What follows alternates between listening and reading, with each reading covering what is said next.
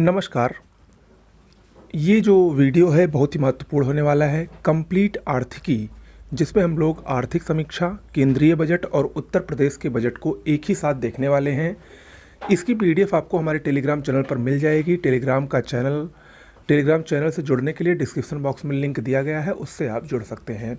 साथ ही साथ 21 अप्रैल को हमारी कंप्लीट पिछले एक साल की करंट अफेयर्स की पीडीएफ लॉन्च हो रही है, उसको भी आप लोग ज़रूर देखिएगा। शुरुआत करते हैं आर्थिक समीक्षा 2022-23 से। आर्थिक समीक्षा ये वित्त मंत्री द्वारा जारी एक वार्षिक दस्तावेज है, जो कि बजट से ठीक एक दिन पहले, बजट 1 फरवरी को प्रस्तुत होता है, उसके एक दिन पहले यानी 31 जनवरी को ये प्रस्तुत की गई। वित्त मंत्रालय के आर्थिक मामलों के विभाग द्वारा इसको तैयार किया जाता है। अगर हम बात करें पहले आर्थिक सर्वेक्षण की, तो ये 1950-51 में प्रस्तुत किया गया था। मुख्य तथ्य अगर हम देखें तो इस वर्ष आर्थिक समीक्षा की थीम थी मध्यावधि स्थिति, आशावादी तथा विश्व स्तरीय। राजकोषीय घाटा 2020-21 में जीडीपी का 9.2% था, 2021-22 में जीडीपी का 6.7% था और 2022-23 में इस बजट में जीडीपी का 6.4% अनुमानित है, ऐसा आर्थिक समीक्षा में बताया गया है। वहीं अगर हम भारत की जीडीपी वृद्धि दर की बात करें तो साल दर साल भारत की जीडीपी वृद्धि दर में देखें तो 2020-21 में भारत की जीडीपी वृद्धि दर ऋणात्मक रही थी, -6.6%। और उसका मुख्य कारण कोरोना, उस समय कोविड-19 का प्रकोप चल रहा था, जिसकी वजह से भारत की जो जीडीपी वृद्धि दर थी वो ऋणात्मक हो गई थी। इसके साथ साथ 2021-22 में 8.7%, 2022-23 में 7% और 2023-24 में 6 से 6.8% भारत की जीडीपी वृद्धि दर अनुमानित है। ओके। वहीं अगर हम विभिन्न क्षेत्रों की जीडीपी वृद्धि दर की बात करें तो कृषि में 2022-23 में 3.5%, उद्योग क्षेत्र में 4.1% और सेवा क्षेत्र में 9.1% की वृद्धि दर की बात की गई है। मुद्रास्फीति की बात करें तो 2022-23 में थोक मूल्य सूचकांक पर मुद्रास्फीति 11.5% रही, जबकि उपभोक्ता मूल्य सूचकांक पर 6.8% रही। विदेशी मुद्रा भंडार दिसंबर 2022 के अंत तक $562.72 बिलियन है और भारत का विदेशी मुद्रा भंडार के मामले में विश्व में छठा स्थान है। अगर हम बात करें कि विश्व में सर्वाधिक 3 विदेशी मुद्रा भंडार धारक देश कौन है, तो नंबर 1 पर चीन है, नंबर 2 पर जापान है और नंबर 3 पर स्विट्जरलैंड है। वहीं 2022 में भारत शीर्ष प्रेषण प्राप्तकर्ता देश बना है। भारत को $100 बिलियन का प्रेषण प्राप्त हुआ है। इस मामले में भारत का विश्व में प्रथम स्थान है, दूसरे स्थान पर मैक्सिको, तीसरे स्थान पर चीन और चौथे स्थान पर फिलीपींस है। अगर हम भारत के निर्यात के आंकड़े देखें तो भारत का सबसे ज़्यादा निर्यात यूएसए से होता है, नंबर 1 पर अमेरिका है, नंबर 2 पर यूएई यानी संयुक्त अरब अमीरात है, नंबर 3 पर नीदरलैंड और नंबर 4 पर चीन है। वहीं अगर हम बात करें कि सर्वाधिक निर्यात वाली वस्तुएं कौन कौन सी हैं, तो इंजीनियरिंग सामान नंबर 1 पर है। इंजीनियरिंग सामान का सर्वाधिक निर्यात होता है, दूसरे नंबर पर पेट्रो उत्पाद है, तीसरे नंबर पर ज्वेलरी और चौथे नंबर पर रसायन है। और यहाँ पर याद रखने योग्य बात यह है कि पहली बार टॉप 10 में चावल शामिल हुआ है। चावल भारत निर्यात करता है और 16% की वृद्धि चावल के निर्यात में हुई है। ओके। वहीं अगर हम भारत के आयात की बात करें तो भारत का सर्वाधिक आयात चीन से होता है, नंबर 1 पर चीन है, नंबर 2 पर यूएई यानी संयुक्त अरब अमीरात और तीसरे पर अमेरिका, चौथे पर रूस है। वहीं सर्वाधिक आयात वाली वस्तुओं की बात करें तो हर बार की तरह इस बार भी पेट्रोलियम सर्वाधिक आयात वाली वस्तु है, दूसरे पर पेट्रो उत्पाद है, तीसरे पर इलेक्ट्रॉनिक सामान है और चौथे पर कोयला है। ओके। अब हम कुछ अन्य प्रमुख तथ्य देखते हैं जो कि इस आर्थिक समीक्षा में आपकी परीक्षा की दृष्टि से बहुत ही महत्वपूर्ण है। भारत विश्व का दूसरा सबसे बड़ा टीकाकरण अभियान चलाने वाला देश है। लगभग 2 बिलियन लोगों को टीके की खुराक दी गई है। भारत चीनी का दूसरा सबसे बड़ा उत्पादक व उपभोक्ता है तथा ब्राज़ील के बाद दूसरा सबसे बड़ा निर्यातक देश भी है। 2021-22 के चौथे अग्रिम अनुमान के अनुसार खाद्यान्न उत्पादन 315.7 मिलियन टन होने की उम्मीद है, ऐसा इस समीक्षा में बताया गया है। अप्रैल से नवंबर 2022 तक सकल कर राजस्व में 15.5% की वार्षिक वृद्धि हुई है। अप्रैल से दिसंबर 2022 तक सकल जीएसटी संग्रह यानी गुड एंड सर्विसेज टैक्स वस्तु और सेवा कर संग्रह में 24.8% की वृद्धि हुई है। अप्रैल 2022 से अब तक रेपो रेट में 2.25% की वृद्धि हुई है। रेपो रेट क्या है? रेपो रेट वो रेट है जो बैंक अपने सहायक बैंकों को देती है, जिस पर बैंक अपने जो आरबीआई है वो सहायक बैंकों को उधार देता है, जिसकी वजह से जो बैंक हम लोगों को लोन वगैरह देते हैं वो उसी से देते हैं। और आप लोग देख भी रहे होंगे इस समय जो लोन के रेट्स हैं उनकी जो इंटरेस्ट रेट है वो काफ़ी हाई है। उसकी वजह यही है कि रेपो रेट में वृद्धि लगातार हो रही है। ओके, इसके अलावा केंद्र सरकार का पूंजीगत व्यय जो है वो जीडीपी के 1.7 से बढ़कर 2.5% हो गया है। बेरोजगारी दर 2018-19 में 5.5% थी, लेकिन अब वो घटकर 2020-21 में 4.21% हो गई है। 2005-6 से 2019-20 में लगभग 41.5 करोड़ लोग गरीबी से बाहर निकले हैं, ऐसा इसमें बताया गया है। प्रमुख कच्चे माल पर आयात शुल्क को घटाकर शून्य किया गया है तथा लौह अयस्क के निर्यात पर जो टैक्स था उसको 30% से बढ़ाकर 50% कर दिया गया है। ओके, एचएस कोड 1101 के तहत गेहूं उत्पादों के निर्यात पर प्रतिबंध लगाने की भी बात इस आर्थिक समीक्षा में बताई गई है। सामाजिक क्षेत्र पर खर्च 2016 में 9.1 लाख करोड़ रुपए था, जो अब बढ़कर 2023 में 21.3 लाख करोड़ रुपए हो गया है। ओके, स्वास्थ्य क्षेत्र पर खर्च 2023 में जीडीपी का 2.1% हो गया है, जबकि 2021 में कितना था? 1.6% ही था। आयुष्मान भारत योजना से 22 करोड़ लोग लाभान्वित हुए हैं 4 जनवरी 2023 तक। ई श्रम पोर्टल पर 31 दिसंबर 2022 तक लगभग 28.5 करोड़ श्रमिकों का पंजीकरण किया जा चुका है। ये सब आंकड़े पूछता है परीक्षा में, याद रखिएगा। 2023 से 2027 तक 14,500 से अधिक पीएम श्री स्कूलों का निर्माण किया जाएगा, ऐसा इसमें बताया गया है। वर्ष 2030 तक सकल घरेलू उत्पाद की उत्सर्जन तीव्रता को 45% तक कम करने का लक्ष्य 2005 के स्तर से लिया गया है। ओके, भारत द्वारा गैर जीवाश्म ईंधन से 40% अधिस्थापित बिजली क्षमता का लक्ष्य 2030 से पहले ही प्राप्त हो जाएगा। 2029-30 तक अधिष्ठापित विद्युत क्षमता 800 गीगावाट से अधिक होगी, जिसमें जो गैर जीवाश्म ईंधन द्वारा विद्युत क्षमता होगी वो 500 गीगावाट से अधिक होगी, ऐसा इसमें बताया गया है। अक्टूबर 2022 तक भारत में अधिष्ठापित सौर ऊर्जा क्षमता कितनी है? अभी 61.6 गीगावाट है।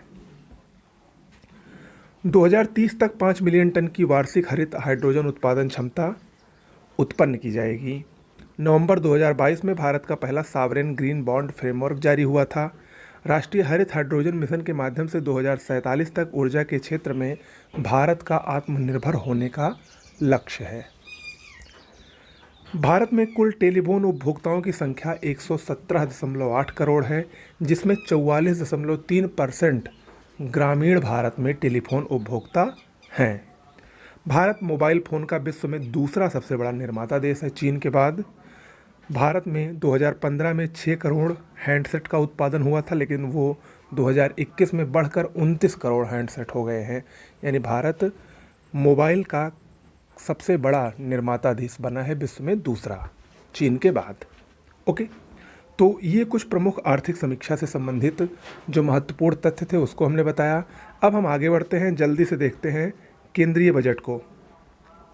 केंद्रीय बजट 2023-24 भारतीय संविधान के अनुच्छेद 112 में एक वर्ष के केंद्रीय बजट को वार्षिक वित्तीय विवरण कहा जाता है। एक वित्तीय वर्ष जो कि 1 अप्रैल से 31 मार्च तक होता है, इसमें सरकार की अनुमानित प्राप्तियों और व्यय का विवरण ही बजट कहलाता है। ओके, अगर हम बजट 2023-24 की बात करें तो ये वर्ष 2024 के लोकसभा चुनाव के पहले का अंतिम पूर्ण बजट है।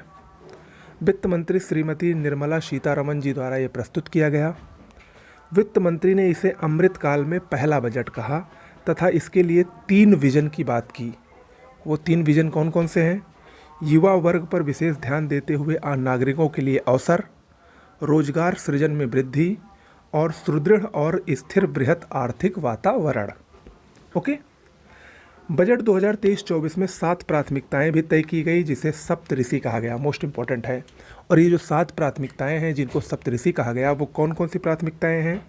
समावेशी विकास, अंतिम छोर तक पहुंच, अवसंरचना और निवेश, हरित विकास, वित्तीय क्षेत्र, युवा शक्ति और क्षमता उभारना। ये 7 प्राथमिकताएं तय की गई इस बार के बजट में। बजट अगर अनुमान की बात करें 2023-24 में, तो कुल व्यय 45 लाख करोड़ रुपए का है, जबकि कुल प्राप्तियां 27.2 लाख करोड़ रुपए की अनुमानित हैं। राजकोषीय घाटा जीडीपी का 5.9% 2023-24 में अनुमानित है।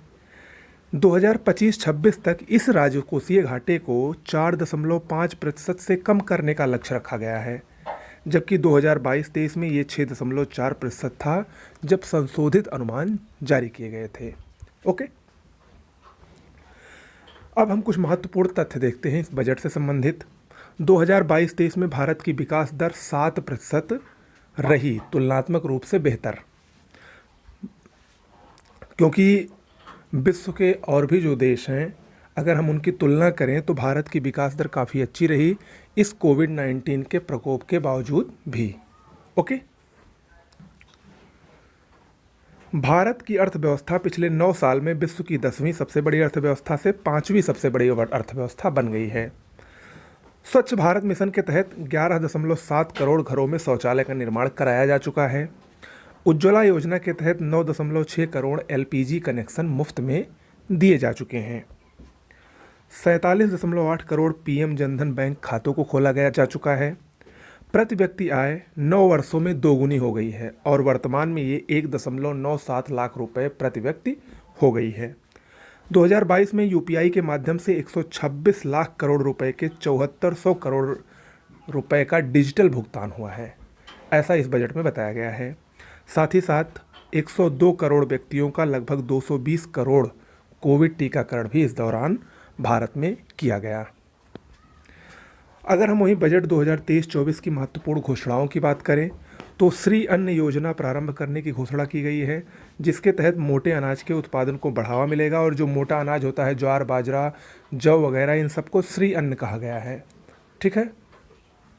मिलेट्स संस्थान की हैदराबाद में स्थापना की जाएगी।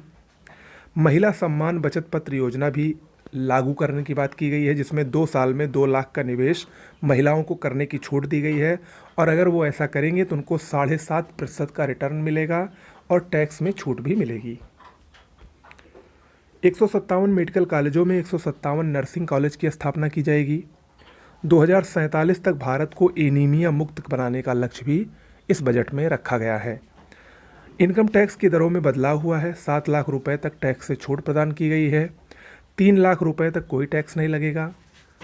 3 लाख से 6 लाख तक 5% टैक्स लगेगा। 6 लाख से 9 लाख तक 10% टैक्स लगेगा। 9 लाख से 12 लाख तक 15% टैक्स लगेगा, जबकि 12 से 15 लाख तक 20% टैक्स लगेगा, ऐसा इसमें बताया गया है। मुफ्त अन्न योजना का विस्तार 1 वर्ष तक के लिए और कर दिया गया है और इसके लिए कुल 2 लाख करोड़ रुपए का खर्चा आएगा, जिसकी व्यवस्था इस बजट में की गई है। कृषि के लिए कर्ज का लक्ष्य बढ़ाकर 20 लाख करोड़ रुपए कर दिया गया है। पीएम आवास योजना फंड में 66% की वृद्धि हुई है और पीएम आवास योजना के लिए 79,000 करोड़ रुपए जारी किए गए हैं। अनुसूचित जाति मिशन पर अगले 3 साल में 15,000 करोड़ रुपए खर्च किए जाएंगे। पूंजी निवेश परिव्यय में 33% की वृद्धि हुई है और इसको 10 लाख करोड़ रुपए कर दिया गया है। रेलवे को 2.40 लाख करोड़ रुपए दिए गए हैं और अब तक के इतिहास में रेलवे को ये दी जाने वाली सर्वाधिक राशि है। Okay. 30 skill India international centre की स्थापना की जाएगी। शहरी अवसंरचना विकास कोष UIDF की स्थापना और प्रबंधन किया जाएगा और इसका प्रबंधन जो होगा वो राष्ट्रीय आवास बैंक द्वारा किया जाएगा। आत्मनिर्भर स्वच्छ पादप कार्यक्रम का शुभारंभ किया जाएगा 2200 करोड़ रुपए से और ये कार्यक्रम उच्च गुणवत्ता वाली बागवानी फसलों के लिए किया जाएगा। 740 एकलव्य आवासीय स्कूलों के लिए 38,800 शिक्षकों की भर्ती की जाएगी। राज्य सरकारों को 50 वर्ष तक ब्याज मुक्त ऋण मिलता रहेगा, ये पहले भी मिलता था। राष्ट्रीय हरित हाइड्रोजन मिशन के लिए 19,700 करोड़ रुपए दिए जाएंगे। राष्ट्रीय हरित हाइड्रोजन मिशन के तहत 2030 तक 5 MMT के वार्षिक उत्पादन का लक्ष्य रखा गया है। राज्यों को GSDP के 3.5% के राजकोषीय घाटे की अनुमति भी इस बजट में दी गई है। 500 ब्लॉकों में आकांक्षी ब्लॉक कार्यक्रम की शुरुआत होगी और ऐसा स्वास्थ्य, पोषण, शिक्षा, कृषि और जल संसाधन के प्रदर्शन में सुधार के लिए किया जाएगा। ओके।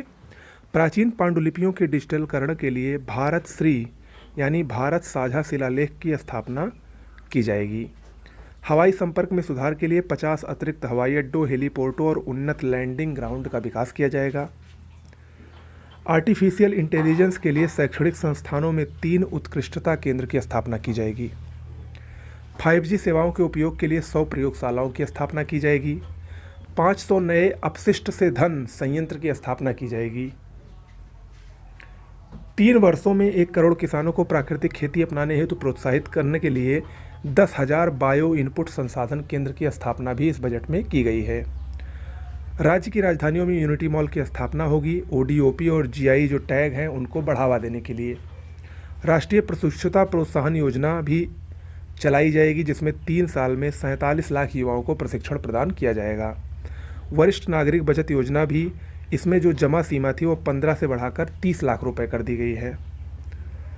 सरकार द्वारा राजस्व प्राप्ति के स्रोत कौन कौन से हैं बजट में, ये देख लीजिए। यानी सरकार के पास पैसा आता कहाँ से है, तो सबसे ज़्यादा पैसा उधार और अन्य देवताओं से आता है लगभग 34%, फिर GST से आता है 17% और फिर आयकर और निगम कर से आता है 15%।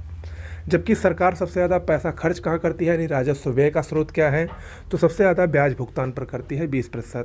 फिर करों और शुल्कों में राज्यों का हिस्सा है वो 18%। ये सरकार के व्यय का प्रमुख सोर्स है। ओके। इसके अलावा भी मिष्टी योजना, मैंग्रोव पौधरोपण के लिए मिष्टी योजना भी इसमें लागू की गई है।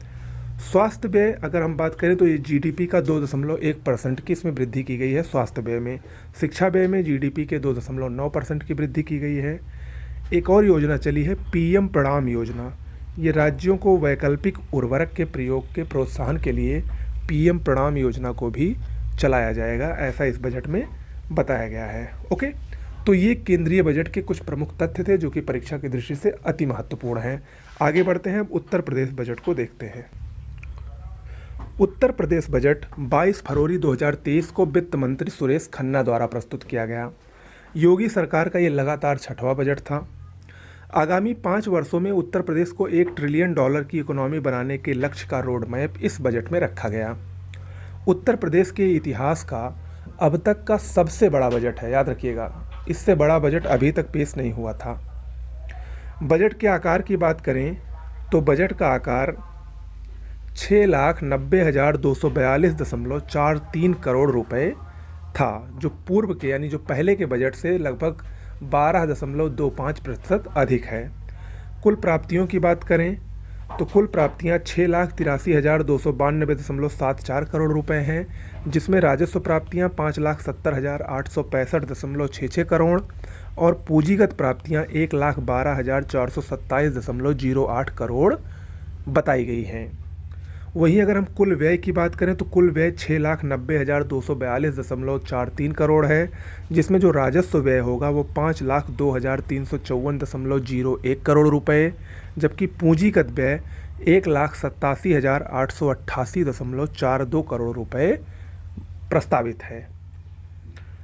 बजट में जो नई योजनाएं हैं लगभग 32,721.96 करोड़ रुपए की नई योजनाओं की भी घोषणा बजट में की गई है। राजकोषीय घाटा ये GSDP का लगभग 3.48% रहेगा। GSDP यानी ग्रॉस स्टेट डोमेस्टिक प्रोडक्ट, सकल राज्य घरेलू उत्पाद। ओके। GSDP की वृद्धि दर कितनी रहेगी? 2022-23 में 16.8% थी, जबकि 2023-24 में 19% ये अनुमानित है। अगर हम बात करें राज्य सरकार की आय और व्यय का स्रोत, यानी पैसा आता कहाँ से है और पैसा जाता कहाँ को है, तो आय का स्रोत है सबसे बड़ा स्वयं का कर राजस्व 38% है। फिर केंद्रीय करों में राज्यों का हिस्सा 27% और केंद्र सरकार से सहायता अनुदान 14.9%। वहीं अगर हम व्यय की बात करें तो पैसा सबसे सरकार का सबसे ज़्यादा व्यय कहाँ होता है, कहाँ जाता है, तो पूंजीगत परिव्यय सबसे बड़ा सोर्स है 21.7%। फिर वेतन देने में और फिर पेंशन देने में। ये सरकार के व्यय के प्रमुख स्रोत हैं। अब हम प्रमुख घोषणाओं की बात करते हैं जो इस बजट में की गई हैं। पहली प्रमुख घोषणा, प्रयागराज में राष्ट्रीय विधि विश्वविद्यालय का निर्माण प्रस्तावित है और उसके लिए 103 करोड़ रुपए इसमें दिए गए हैं। सहारनपुर, फतेहपुर व बलिया में स्पोर्ट्स कॉलेज का निर्माण होगा। Uttar Pradesh eco tourism board की लखनऊ में स्थापना की जाएगी। मेरठ में मेजर ध्यानचंद खेल विश्वविद्यालय की स्थापना के लिए 300 करोड़ रुपए दिए गए हैं। खेलो इंडिया यूनिवर्सिटी गेम्स के लिए 30 करोड़ रुपए दिए गए हैं। 14 नए मेडिकल कॉलेज की स्थापना होगी। 4 नए राज्य विश्वविद्यालय की स्थापना होगी। वो कहाँ कहाँ पर होगी, मोस्ट इम्पॉर्टेंट है। माँ विंध्यवासिनी विश्वविद्यालय मिर्ज़ापुर, महात्मा बुद्ध कृषि विश्वविद्यालय कुशीनगर, इसके अलावा देवी पाटन और मुरादाबाद में, जिनका अभी नाम नहीं रखा गया है, ये 4 जिलों में राज्य विश्वविद्यालय की स्थापना होगी। 4 शहरों लखनऊ, आगरा, वाराणसी और ग्रेटर नोएडा में G20 की बैठकों का आयोजन किया जाएगा। आपको मालूम है कि भारत इस वर्ष G20 का अध्यक्ष देश है, तो उसी के क्रम में उत्तर प्रदेश के इन 4 शहरों में G20 की बैठकों का आयोजन होगा। राष्ट्रीय ग्रामीण स्वास्थ्य मिशन को सबसे अधिक धनराशि दी गई है इस बजट में 12,631 करोड़ रुपए। ग्राम पंचायत व वार्ड स्तर पर डिजिटल लाइब्रेरी की स्थापना होगी, उसके लिए 300 करोड़ रुपए दिए गए हैं। ODOP व हस्तशिल्प उत्पाद के विपणन के लिए यूनिटी मॉल की स्थापना भी की जाएगी। स्वामी विवेकानंद युवा सशक्तिकरण योजना में पात्र छात्र छात्राओं को टैबलेट और स्मार्टफोन दिए जाएंगे, इसके लिए 3600 करोड़ रुपए दिए गए हैं। निजी नलकूपों को रियायती दरों पर विद्युत आपूर्ति में 100% की छूट दी जाएगी, यानी जो निजी नलकूप से उत्तर प्रदेश में सिंचाई अब मुफ्त कर दी गई है और उत्तर प्रदेश ऐसा करने वाला भारत का 6ठा राज्य बन गया है। आगरा में साइंस सिटी और वाराणसी में नक्षत्रशाला की स्थापना होगी। 4000 नए मुख्यमंत्री अभ्युदय स्कूल की स्थापना की जाएगी। द मिलियन फार्मर्स स्कूल 2017 में जो शुरू हुआ था, इस योजना के लिए 17,000 किसान पाठशालाओं का आयोजन भी होगा। उत्तर प्रदेश पर्यटन नीति 2022 के तहत अगले 5 वर्षों में 10 लाख करोड़ रुपए का निवेश और 20,000 रोजगार के सृजन का लक्ष्य इस बजट में रखा गया है। मुख्यमंत्री कन्या सुमंगला योजना के तहत 1050 करोड़ रुपए और मुख्यमंत्री सामूहिक विवाह योजना के लिए 600 करोड़ रुपए दिए गए हैं। वस्त्र उद्योग में 40,000 रोजगार सृजन का लक्ष्य रखा गया है। PM आवास योजना ग्रामीण के तहत 12,39,877 आवासों का लक्ष्य रखा गया है और इसके लिए 9,000 करोड़ रुपए दिए गए हैं। कुछ अन्य महत्वपूर्ण तथ्यों को देखते हैं। यूपी ग्लोबल इन्वेस्टर समिट 2023 जो कि 10 से 12 फरवरी तक लखनऊ में आयोजित हुई थी, इसमें 33.50 लाख करोड़ रुपए के 19,000 से अधिक MOUs पर यानी समझौतों पर हस्ताक्षर किए गए थे और ये जो अधिकतर समझौते थे वो नवीकरणीय ऊर्जा से और इलेक्ट्रॉनिक्स क्षेत्र से संबंधित थे। ओके, भारत की GDP में उत्तर प्रदेश का योगदान 8% से अधिक है, ऐसा इस बजट में बताया गया है। बेरोजगारी दर उत्तर प्रदेश में 2017 से पहले 14.4% थी, लेकिन अब 4.2% है। मनरेगा के तहत रोजगार सृजन में उत्तर प्रदेश प्रथम स्थान पर है। 2022-23 में 26,29,000 मानव दिवसों का सृजन मनरेगा के तहत उत्तर प्रदेश ने किया। दूध, गन्ना, चीनी और एथेनॉल के उत्पादन में उत्तर प्रदेश का प्रथम स्थान है। कोविड वैक्सीनेशन और शौचालय निर्माण में भी प्रथम स्थान पर है। ईज ऑफ डूइंग बिजनेस में उत्तर प्रदेश का भारत में दूसरा स्थान है और इस वर्ष उसने 12 अंकों का सुधार भी किया है। कौशल विकास नीति को लागू करने में उत्तर प्रदेश का प्रथम स्थान है। PM आवास योजना के तहत आवास निर्माण में भी ये प्रथम स्थान पर ही है। आने वाले वर्षों में उत्तर प्रदेश में कुल 21 एयरपोर्ट क्रियाशील हो जाएंगे, जिसमें 5 इंटरनेशनल होंगे और 16 घरेलू एयरपोर्ट होंगे, ऐसा इस बजट में बताया गया है। स्टार्टअप रैंकिंग में उत्तर प्रदेश इंस्पायरिंग लीडर की श्रेणी में शामिल हो गया है। उत्तर प्रदेश में 3 महिला PAC बटालियन का गठन हो रहा है, ऐसा इस बजट में बताया गया है। ओके, तो ये उत्तर प्रदेश के बजट की कुछ प्रमुख बातें हुई जो परीक्षा की दृष्टि से बहुत महत्वपूर्ण हैं। तो इस प्रकार से ये कंप्लीट आर्थिकी का पहला पार्ट हुआ, एक प्रकार से कहें। दूसरा पार्ट भी आपको मिलेगा जिसमें खनिज उत्पादन में कौन सा राज्य, कौन सा देश प्रथम है भंडारण में, उत्पादन में। इसके अलावा कृषि जो फसलें हैं उसमें उत्पादन में कौन सा राज्य प्रथम स्थान पर है, कौन सा देश प्रथम स्थान पर है, इन सब से भी संबंधित आंकड़े आपको जल्द ही मिल जाएंगे। वो आर्थिकी पार्ट 2 के नाम से आपको मिलेगी। ओके, तो ये जो आज का तीनों टॉपिक था, इससे परीक्षा में 4 से 5 प्रश्न आने तय हैं, तो इसको ज़रूर पढ़िएगा। साथ ही साथ इसकी PDF हमारे टेलीग्राम चैनल पर उपलब्ध रहेगी, और आने वाले करंट अफेयर्स की नोट्स में भी, जो कि 21 अप्रैल को लॉन्च हो रही है, उसमें भी ये आपको मिलेगा। ओके, नमस्कार।